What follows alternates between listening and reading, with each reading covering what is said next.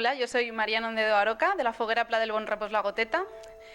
Tengo 26 años y llevo en la fiesta en mi comisión desde los 6 añitos. Ahora mismo no estoy trabajando, pero estoy estudiando, empecé un ciclo superior hace poquito y estoy en ello.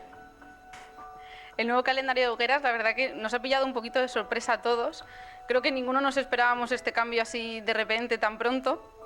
Y a todos nos ha pillado muy apresurados pues, a la hora de hacer trajes y de ponernos al día con los actos que venían. Pero creo que tiene su parte beneficiosa porque también las nenas tenían muchas ganas ya de que llegara este momento, son todas ya mayorcitas y creo que es un buen momento para ellas para poder disfrutar de todo y era un buen momento para llevar a cabo este cambio. Durante las hogueras me cuesta mucho, la verdad, decir un acto concreto porque disfruto muchísimo de todos ellos, me gusta muchísimo el pregón, lo disfruto muchísimo, ese momento en el que todo comienza y Alicante empieza a vibrar. Y las mascletas, la verdad que compartirlas con mi foguera y sentirlas a su lado es algo maravilloso que no cambiaría por nada.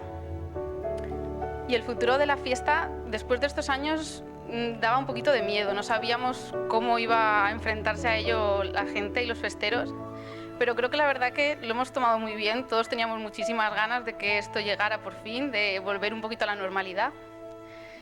Y al final esas ganas se han notado mucho en la ilusión, en la fuerza con la que hemos hecho todas las actividades que nos han ido viniendo hasta ahora.